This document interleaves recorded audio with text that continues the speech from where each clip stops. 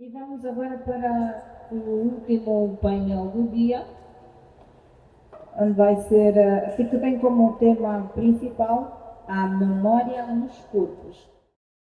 Eu acho que o mais básico aqui para falar sobre memória é que realmente essa nossa capacidade enquanto seres humanos, capacidade e possibilidade de armazenar informações, momentos, fatos, enfim, através dos nossos 5 sentidos e, e que vão de alguma forma norteando e configurando essa nossa experiência de vida. E foi a partir dessa questão e o que é memória que eu comecei a entrar para como é que funciona a memória dos nossos corpos.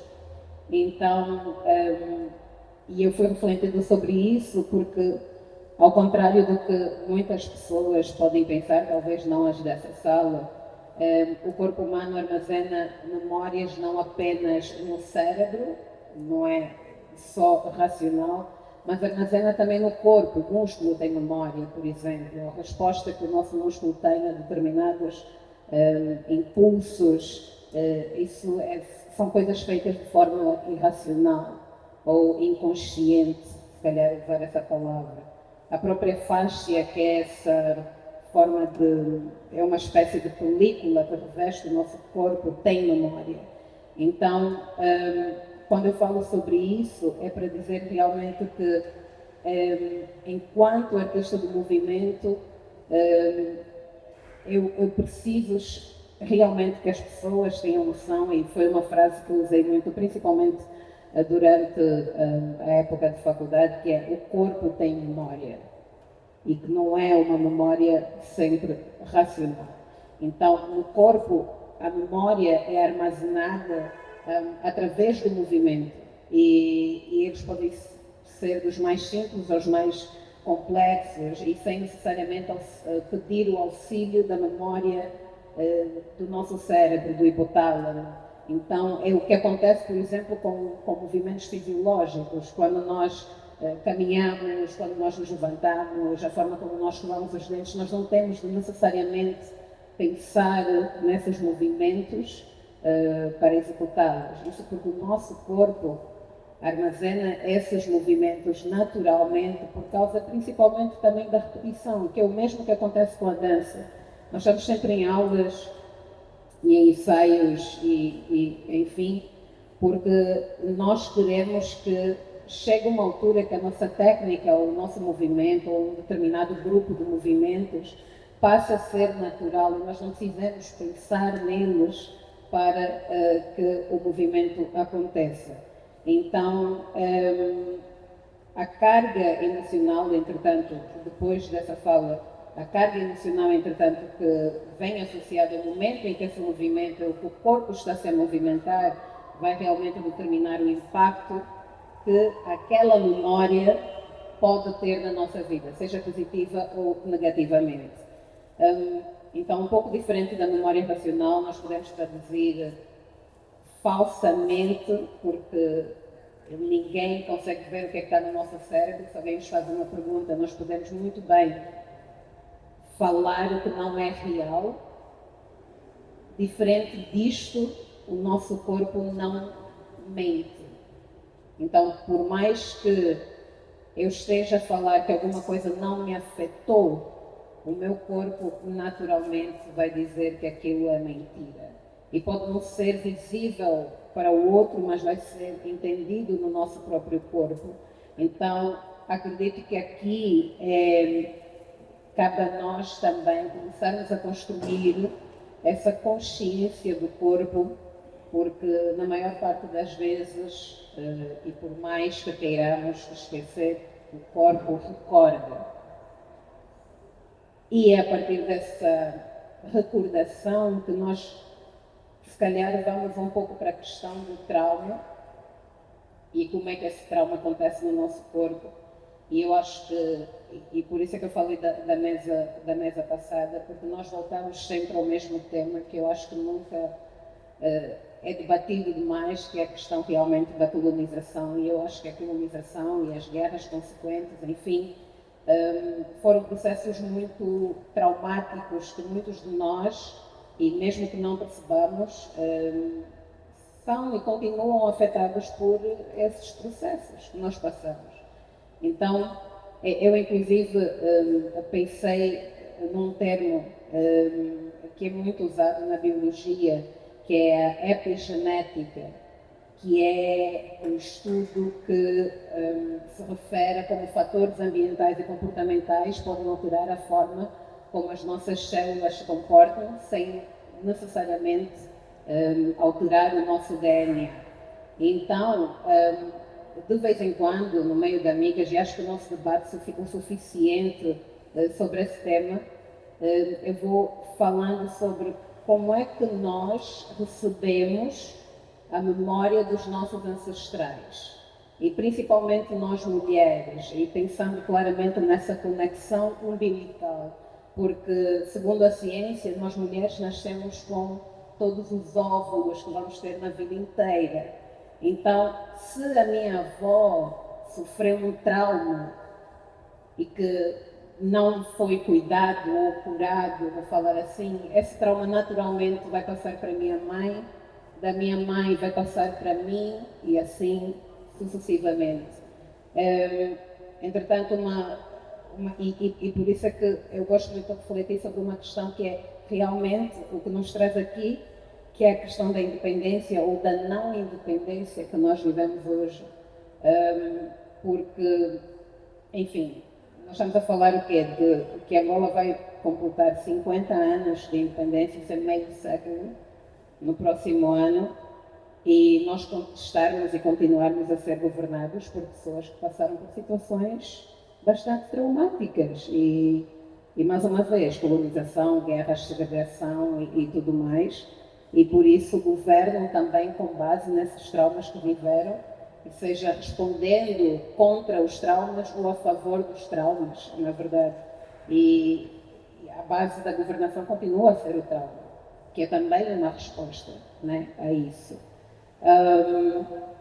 Então eu vejo como é que isso, na verdade, afeta-nos a todos, socialmente, culturalmente, politicamente, e hoje em dia sente-se muito economicamente também. Ao longo do tempo, então, nós, de alguma forma, fomos aprendendo a desvalorizar, se calhar, determinados acontecimentos, para tentarmos, de alguma forma, olhar para o futuro e só continuar, que eu acho que também é um mecanismo de defesa. Então, vejo que essa é uma falsa ideia de que nós estamos realmente a conseguir seguir, mas, como disse a professora, é necessário lembrar do passado para melhor caminhar.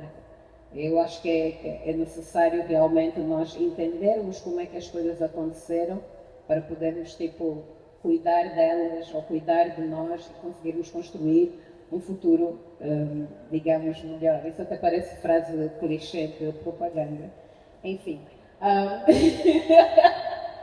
Desculpa. Eu não quero divagar muito porque estou a ficar um pouquinho sem tempo. Entretanto, a memória, e acho que aqui falando mais rapidamente sobre essa questão do trauma e da governação e da não independência e como é que isso nos afeta, eu acho que nós todos conseguimos reconhecer ainda hoje algumas ações que são reflexo desses traumas que nós vivemos e eu fiquei a pensar em alguns e comecei a pensar realmente, por causa da questão da governação, enfim, comecei a pensar realmente nessa questão do poder exacerbado, que as pessoas têm uma necessidade de, ou sentem, né, que têm o controle, na verdade, a partir do poder, e acabam ficando, sei lá, 100 anos na mesma posição, a própria violência da polícia entre nós, os civis, enfim, como é que isso se reflete ainda hoje. A não validação, ou se calhar a própria marginalização, como o nosso tema, de determinados grupos ou de determinados corpos, que a doutora Agnella vai falar um pouquinho mais sobre isso daqui a pouco. Mas também é importante aqui refletir sobre, e só para summarize, resumir um pouco o que eu estou a dizer, que é refletir sobre como nós estamos e vamos no próximo ano comemorar esse meio século de independência, eu vou pôr aqui entre parênteses não independência, mas que ao mesmo tempo, até 2004, nós ainda estávamos em guerra. Então, é um processo pelo qual nós vamos ter de passar. E eu acho que uma coisa que nós devemos, se calhar, focar-nos um pouquinho mais para essa questão da memória dos nossos corpos, de como o trauma ainda está realmente muito presente nesses corpos. Eu acho que de novo, o caminho continua a ser a arte, porque não como a luz no fundo do túnel, mas porque, ao fim e ao cabo, enquanto artista, tu ainda te colocas numa situação de reflexão mais consciente dessas questões traumáticas que existem no nosso corpo, ou tu vais colocar as pessoas, de alguma forma, diretamente a olhar para uma situação que lhe faça lembrar desse trauma que acontece. Então nós temos de começar a procurar, cada um de nós vai descobrir, na verdade, qual é a sua, mas temos de começar a procurar práticas mais, entre aspas, terapêuticas, para conseguirmos eventualmente caminhar para esse cuidado do que são essas memórias traumáticas no nosso corpo. Eu vou passar para a doutora Agnella, enfim.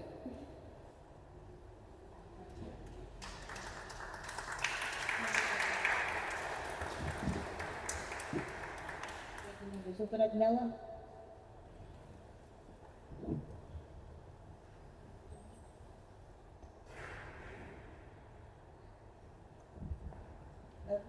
Muito obrigada, senhora, por ter dado a palavra.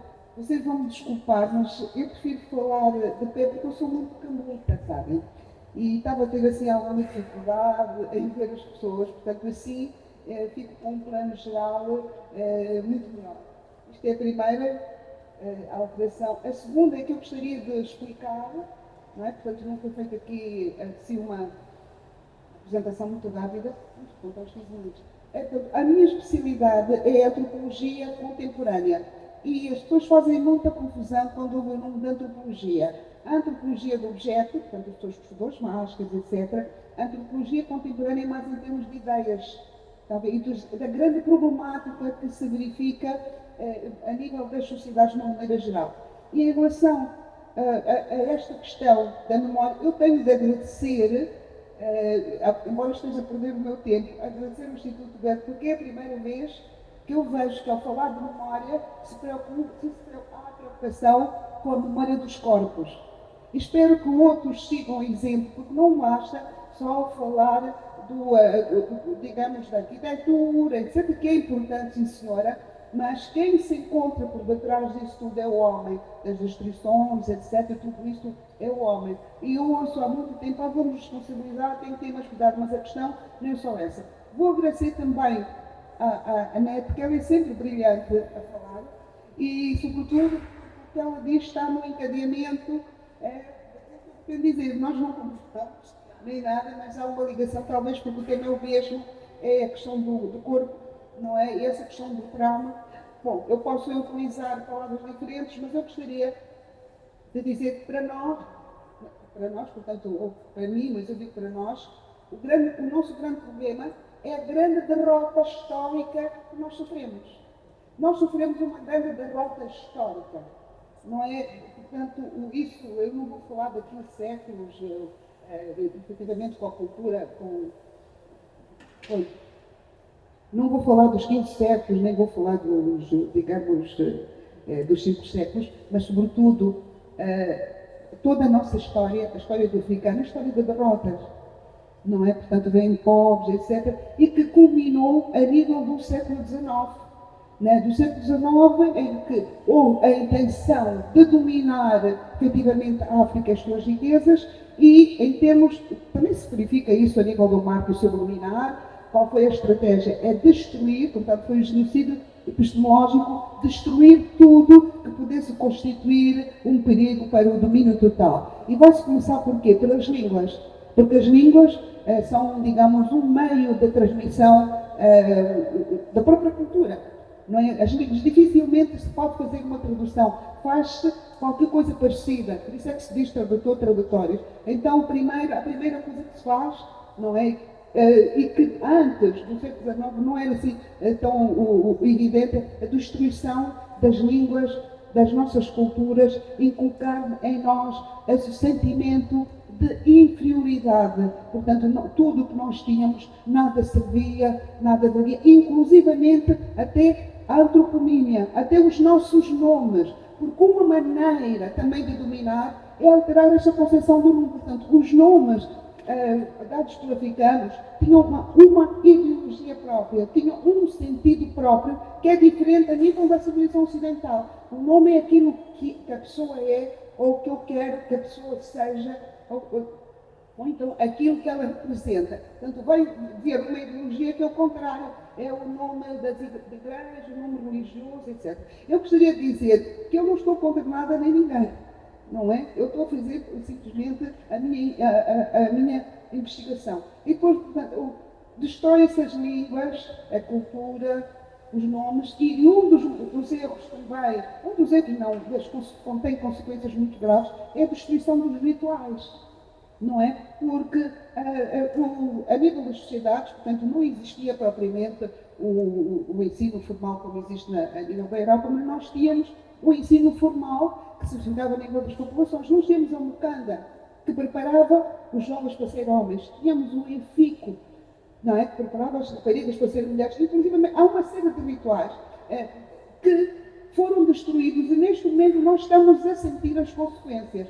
Por exemplo, alguém que fosse para a guerra ou militar, etc., ele quando regressasse tinha que fazer um banho, tinha que tomar um banho para que saísse toda aquela energia negativa que levava a matar. Tudo isso foi destruído, não é? Porque interessava é que realmente as pessoas fossem dominadas e aquela falar do João Mecaniato é muito importante, não é? Que quando os europeus chegaram, nós tínhamos a terra e eles traziam a Bíblia e disseram-nos para usar de olhos fechados. Quando abrimos os olhos, eles tinham a terra e nós é que tínhamos a Bíblia. Bom, e isto, partindo, portanto, desta destruição que houve, e criaram-se determinados traumas no inconsciente coletivo que se estão a perpetuar até agora. E neste momento somos nós próprios, já não temos desculpa,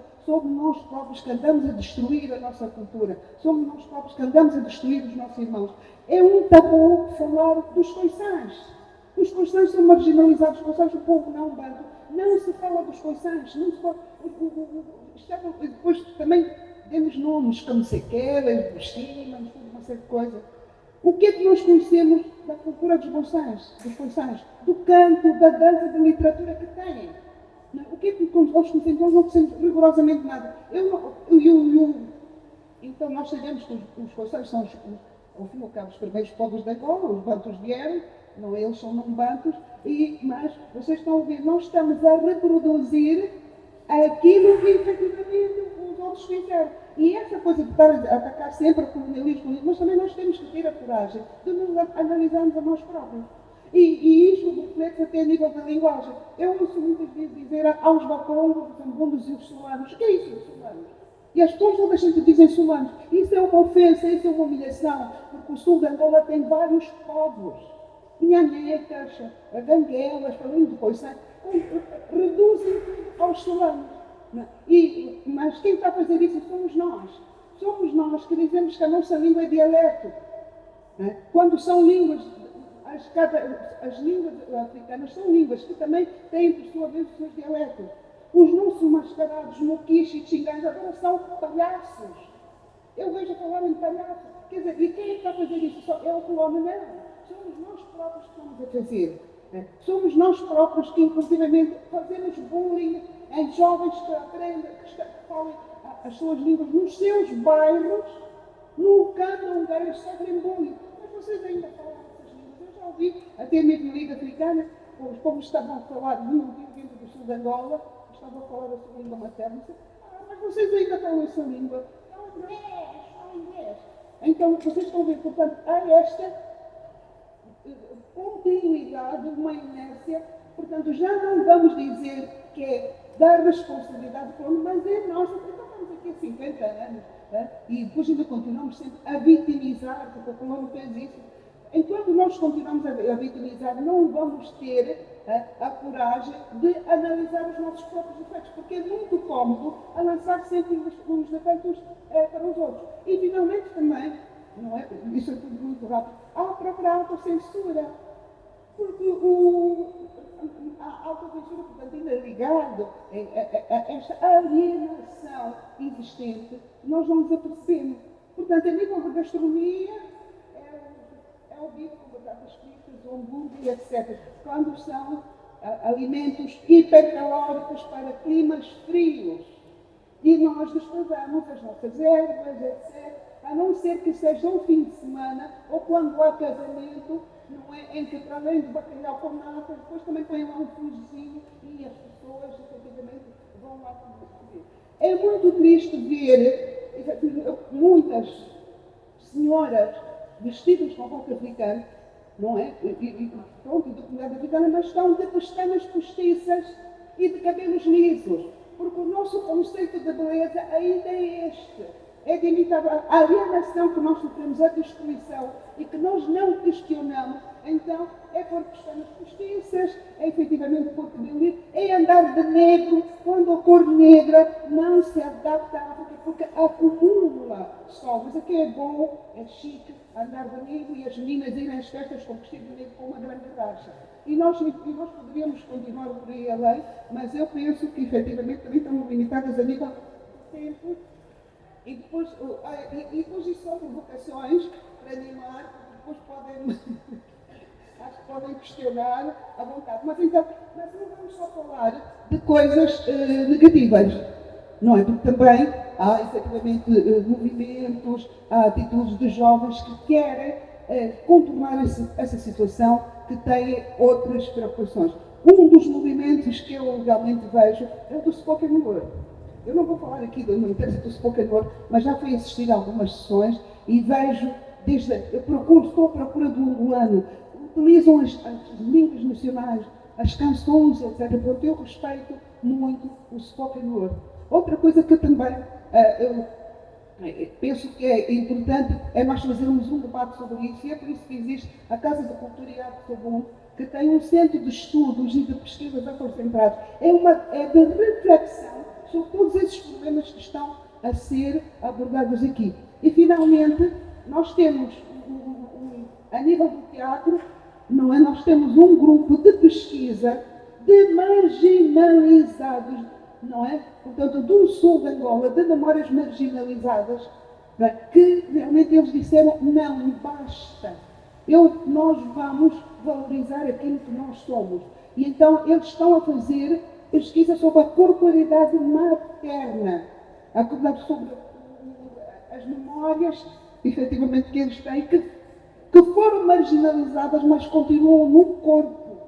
Não foi possível apagar, embora muita gente queira que se apague, mas não. Eles estão a fazer esse trabalho de reconhecimento, não é? E baseando-se nessa perspectiva holística da cultura africana, porque está tudo interligado, as canções, a dança, etc. Mesmo até as pinturas, o body painting, as pinturas corporais, que há pessoas que agora gostam de pintar, etc. Mas não, aqui tem um código e tem uma simbologia, não é? Inclusivamente até a escarificação. Tudo tem uma função, tudo tem uma comunicação. Não é só pintar, fazer desenhos na cara, é uma questão estética, não. Há uma função, efetivamente, em termos de respeito para a determinada sociedade. Então nós podemos saber se é, digamos, se é nova, se é solteira, se é casada, se é rica, etc. Inclusivamente o penteado pode indicar o percurso. O penteado pode indicar determinados caminhos, etc. Então, este grupo que não é reconsiderado. Dizem, mas vocês fazem o quê? Isso é teatro ou é dança? Mas é engraçado que foram considerados lá fora. Então, eles fizeram o mestrado na Universidade do Rio Grande do Norte e já foram convidados para dar palestras, inclusivamente para dar aulas a professores da universidade sobre o projeto deles de corporidade materna, de nós tentarmos desenterrar aquilo que está por baixo e que foi destruído, tem muitas camadas por cima. Mas o BIPAD está interessado em mostrar isso, não é? Apesar das pessoas não compreenderem, mas tudo leva o seu tempo.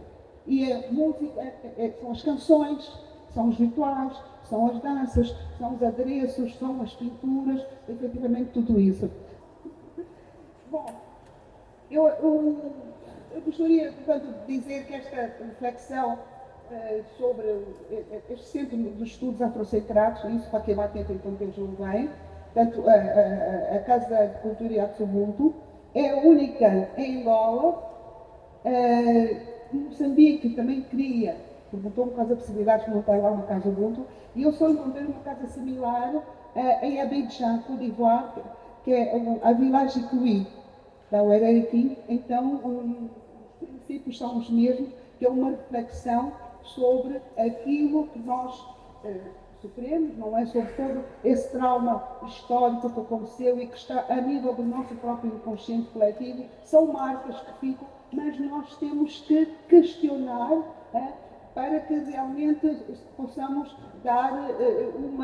encontrar uma explicação para estes problemas e mudar. O que é que acontece? Enquanto isso não se verificar, vamos continuar a partir de tudo, porque uns dizem que é do Colombo, vamos continuar tudo isso, não é? A questão do amiguismo, etc. Não é, agora é a minha vez, porque as pessoas ficam, o objetivo neste momento não é seguir com o Ocidente, fazer o Ocidente, aqui o sonho de quase todos é realmente ter algum dinheiro para ir para fora, nem que sejam formados engenheiros, etc., que poderiam contribuir para divulgar Angola. Mas o que é que acontece? Se não tiverem essa consciência, vão trocar a possibilidade de desenvolver este país com, efetivamente, o trabalhar nas casas de banhos, nos hotéis e fazer trabalhos interiores no exterior. Pronto, então eu considero terminada a minha intervenção. Obrigada.